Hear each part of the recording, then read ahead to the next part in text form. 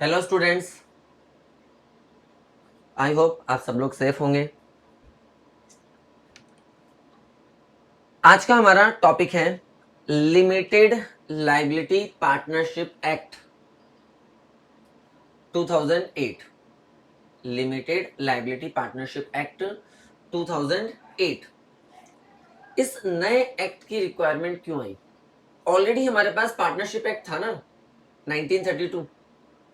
फिर एक नया एक्ट बना दिया, लिमिटेड लायबिलिटी पार्टनरशिप एक्ट 2008। क्यों बनाया गवर्नमेंट ने ये नया एक्ट जबकि पुराना एक्ट था?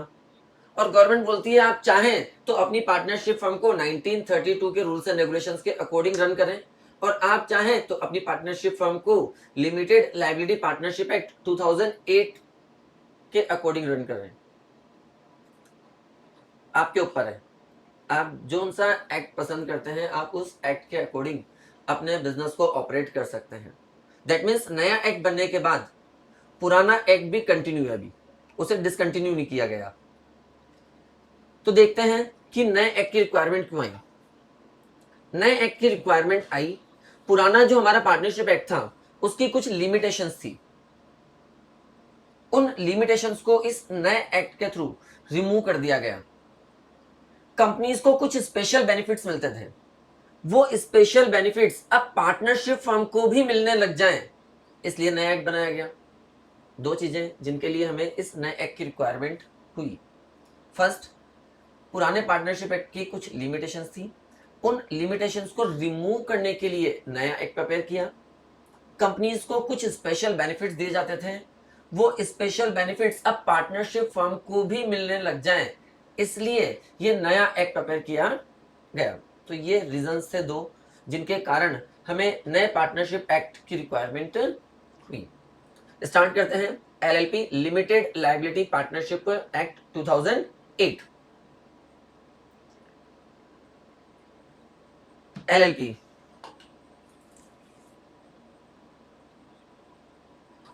The Limited Liability Partnership Act in India came into existence with the enactment of Limited Partnership Act 2008, which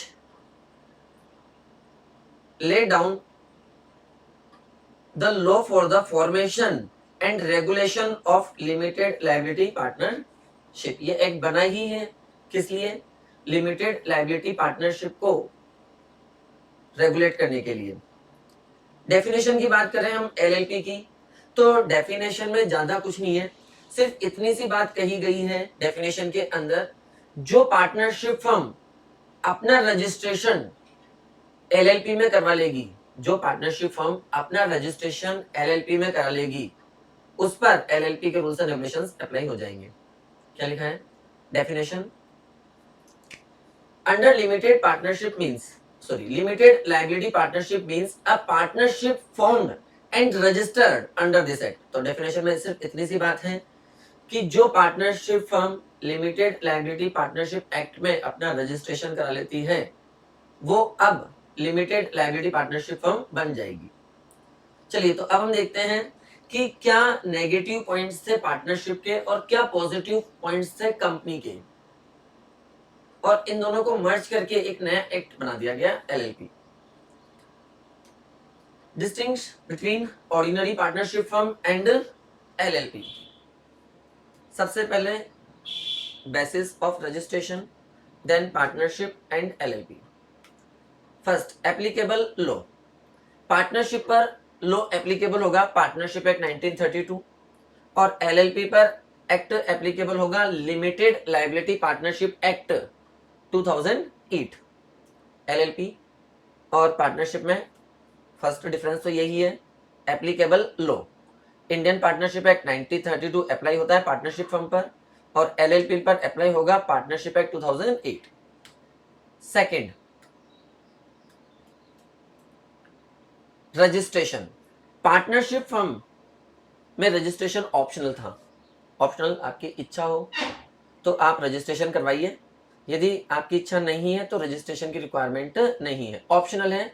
आपस में 4-5 लोग मिले और उन्होंने कुछ टर्म्स एंड कंडीशंस डिसाइड करी और अपना बिजनेस ऑपरेट कर दिया, गवर्नमेंट को बताने की जरूरत नहीं है कि यार हम पार्टनरशिप में काम कर रहे हैं, कोई प्रॉब्लम नहीं है, आप बिना रजिस्ट्रेशन के भी पार्टनरशिप में बिजनेस कर सकते हैं। लेकिन एलएलपी में विदाउट रजिस्ट्रेशन बिजनेस करना पॉसिबल नहीं है। तो पार्टनरशिप के अंदर तो रजिस्ट्रेशन क्या था आपके पास, ऑप्शनल था, लेकिन यहां पर रजिस्ट्रेशन क्या है, कंपलसरी है।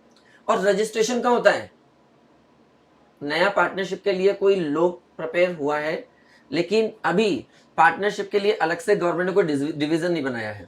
जो कंपनी रजिस्ट्रार का ऑफिस है वहीं पर एलएलपी में आपको रजिस्ट्रेशन कराना पड़ेगा। तो इसका रजिस्ट्रेशन होता है रजिस्ट्रार ऑफ कंपनीज के अंदर। देन नेक्स्ट वापस क्रिएशन। पार्टनरशिप आप अपने एग्रीमेंट यानी आपस में अपनी टर्म्स एंड कंडीशंस डिसाइड करके फॉर्म कर सकते हैं, तो क्रिएशन बाय एन एग्रीमेंट। जबकि एलएलपी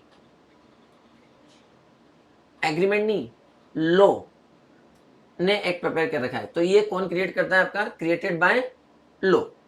तो पार्टनरशिप में बिजनेस करना है तो वो आप एग्रीमेंट के थ्रू कर सकते हैं, आपको गवर्नमेंट से परमिशन या गवर्नमेंट से पूछने की जरूरत नहीं है। लेकिन एलएलपी में बिजनेस करना है तो आपको गवर्नमेंट से पूछना पड़ेगा भाई कि हम अपनी लिमिटेड लायबिलिटी पार्टनरशिप फर्म बना लें क्या, गवर्नमेंट परमिट करेगी तभी आपकी एलएलपी बन पाएगी। तो पार्टनरशिप के लिए आप आपस में डिसीजन लें, गवर्नमेंट से पूछने की कोई रिक्वायरमेंट नहीं है कि गवर्नमेंट के पास जाओ परमिशन लो कि यार हमें पार्टनरशिप में काम करना है, कर लें क्या, नहीं, ऐसी कोई रिक्वायरमेंट नहीं है। आपस में डिसाइड करो, बिजनेस चालू कर दो, कोई प्रॉब्लम नहीं है। लेकिन यदि आपको एलएलपी के अंदर बिजनेस करना है तो आपको गवर्नमेंट के पास जाना पड़ेगा, पूछना पड़ेगा, उनको इन्फॉर्म करना पड़ेगा, गवर्नमेंट परमिट करेगी तभी आप अपनी limited liability partnership firm create कर सकते हैं। Next body. जब पार्टनरशिप की बात करते हैं हम लोग तो वहां पर सिर्फ और सिर्फ इंडिविजुअल मेंबर्स मतलब राम, श्याम, घनश्याम, मोहन, अजय, विजय ही पार्टनर्स बन सकते हैं। जब हम पार्टनरशिप की बात करते हैं तो वहां पर सिर्फ और सिर्फ इंडिविजुअल मेंबर्स यानी राम, श्याम, अजय, विजय, नेचुरल पर्सन ही पार्टनर्स बन सकते हैं। लेकिन एलएलपी के अंदर, लिमिटेड लायबिलिटी पार्टनरशिप के अंदर जो आर्टिफिशियल पर्सन है उनको भी आप पार्टनरशिप में अपने साथ इंक्लूड कर सकते हैं। आर्टिफिशियल पर्सन कोई कंपनी है, कोई इंस्टीट्यूट है, कोई कोऑपरेटिव सोसाइटी है, ये सब मिलके भी एलएलपी में बिजनेस कर सकती है। क्या बॉडी पार्टनरशिप में only individual members, that means only natural persons he partnership कर सकते हैं। लेकिन एलएलपी में, लिमिटेड लायबिलिटी पार्टनरशिप में, जो हमारे आर्टिफिशियल पर्संस होते हैं, दैट मीन्स कंपनीज हैं, कोई कॉर्पोरेट सोसाइटी है, कोई इंस्टीट्यूट है, तो ये लोग भी आपस में ज्वाइंट होकर के पार्टनरशिप में बिजनेस कर सकते हैं एलएलपी के according. Body corporate can not become a partner, body corporate can become its partner. Then next separate legal entity. Partnership में हमने जब कैरेक्टरिस्टिक्स पढ़ी थी तो लास्ट पॉइंट पढ़ा था no separate existence. Partnership firm का कोई सेपरेट एक्सिस्टेंस नहीं है अकॉर्डिंग टू लॉ। लेकिन एलएलपी का सेपरेट एक्सिस्टेंस है। मींस यदि पार्टनरशिप फर्म के अंदर लॉस होता है और फर्म के पास इतने फंड्स नहीं है कि वो अपनी लायबिलिटी पे कर पाए, तो पार्टनर्स की पर्सनल प्रॉपर्टीज को भी हम फर्म का डेब्ट, फर्म के लोन्स पे करने के काम में ले सकते हैं। तो यहां पर फर्म और पार्टनर्स को सेपरेट नहीं किया, दोनों को ज्वाइंट कर दिया गया है। लेकिन एलएलपी में फर्म का लॉस फर्म ही पे करेगी, पार्टनर्स की पर्सनल प्रॉपर्टीज आप फर्म के लॉसेस पे करने के यूज में नहीं ले सकते हैं।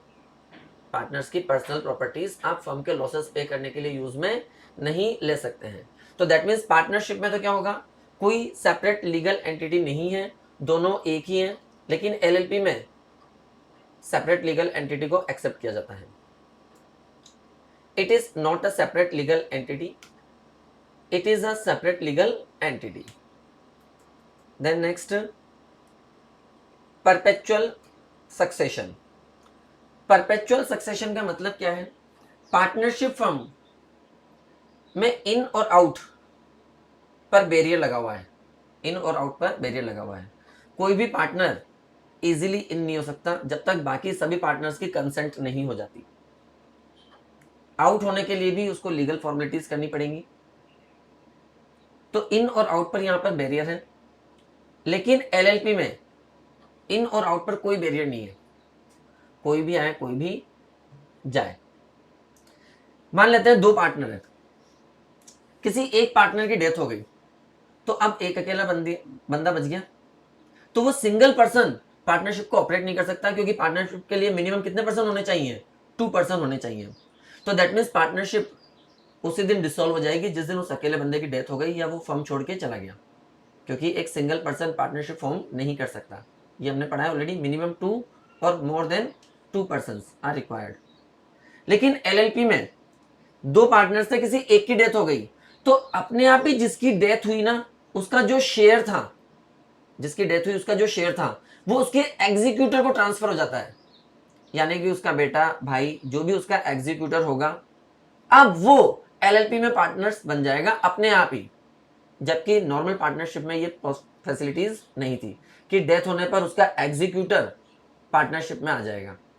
लेकिन एलएलपी में ये फैसिलिटीज दी गई हैं कि मान लो दो ही मेंबर हैं, किसी एक की डेथ हो गई, तो जो भी उसका एग्जीक्यूटर होगा, बेटा होगा, भाई होगा, जिसको वो अपना शेयर विलमेट देके गया होगा, वो अपने आप इस पार्टनरशिप फर्म का मेंबर बन जाएगा। दैट मीन्स यहाँ पर इन और आउट पर कोई बैरियर नहीं है। मैं अपना शेयर किसी को बेच सकता हूँ, जिसको मैं अपना शेयर बेचूंगा वो नया मेंबर अब एलएलपी में पार्टनर आ जाएगा। जबकि नॉर्मल पार्टनरशिप में मैं अपनी जगह किसी और को मेंबर नहीं बना सकता था। तो परपेचुअल सक्सेशन, पार्टनरशिप में परपेचुअल सक्सेशन नहीं होता है, जबकि एलएलपी का परपेचुअल सक्सेशन होता है, मतलब ये लॉन्ग टर्म चलती है, इन और आउट पे कोई बैरियर यहाँ पर नहीं है।